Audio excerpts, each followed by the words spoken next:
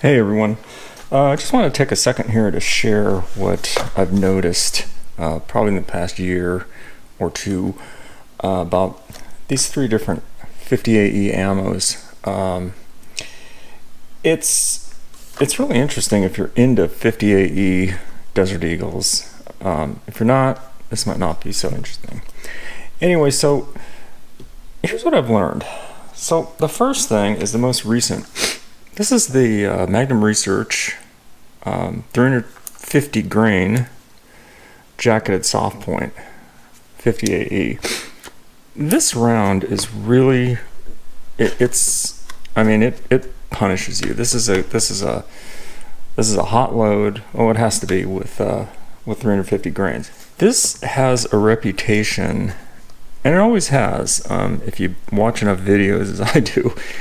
It had the reputation of people complaining about the shell casings hitting them in the forehead. And I noticed it hits me in the forehead a lot too. And I video every time I shoot, go to the range. So just to see bad habits and errors and etc. And I notice these are the only rounds that the brass tends to quite often, tag my forehead. So you get those little burn marks in your forehead. You have a lot of people who weigh in on this and they say, well, you're limp wristing. Well, while that might be true with some people, I'm not limp wristing on these. And I'm sure a lot of people aren't, who are also getting tagged in the forehead. Well, I just put out the video about the improvement, the change in the gas piston, and this is per Magnum Research Tech Department. This change to the shorty piston, likely the L5 piston, but the shorty piston, it's about 30% less, if not more, of this in length. Then that'll solve your problem. As you could see in the video that I just did regarding this, I'll put a link in the description below. But it completely solved the problem. These rounds now eject straight to the side and very consistent round ejection. So this was a myth that this was limp wristing causing the brass on the forehead. So any of you who've had that issue with this round, you were right. You're not limp wristing. It was this. Okay, the next thing is the Underwood. I want to put this Underwood full metal jacket. It's a really hot round. Full metal jacket, 300 ground, 1580 feet per second. This is a fully encased bullet. It's they have stated that Magnum Research does not have this on their approved ammo list, but I've been told by Magnum Research that it will be on there during the next update to the approved ammo list. So this is safe to use. It's got a full jacket. There's no exposed lead on the base, so that puts that to rest. Hornady. This always was, and probably always will be, the standard ammo, in my opinion. 300 grain, XTP bullet, 1475 feet per second. The difference is in the past 2 years, the consistency has really gone downhill, in my opinion. Okay, this is just an opinion. There's no misfires. It's still reliable as anything.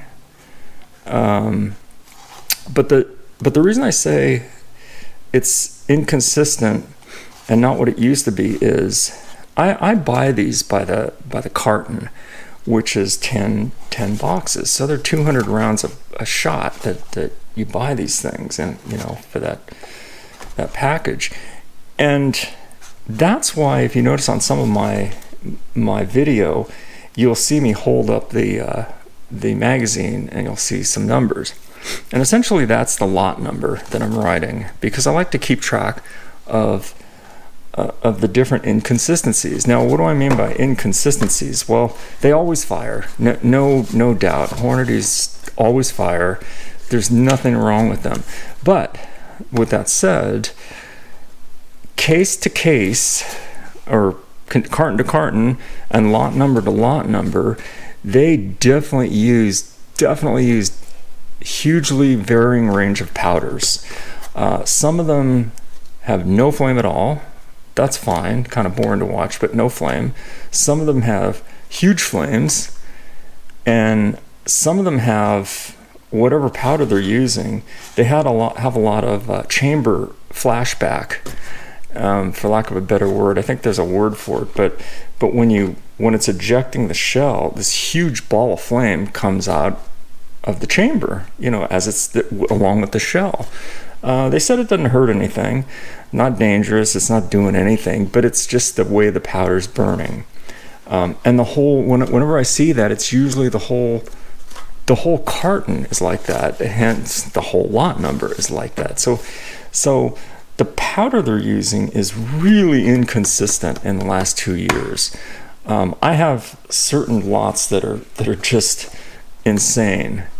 Big flame, no flashback, hard recoil. But like I said, none of them misfire. There's no misfires on these. They're on any of these. They're just all super reliable. But that's something that I've noticed on Hornady. Just an FYI, just sharing these things. But if you're using these, the 350 grain, that's really the big news. Change this gas piston to the new one, or the one Magnum Research is recommending you use, and that's the shorter one, a little short model.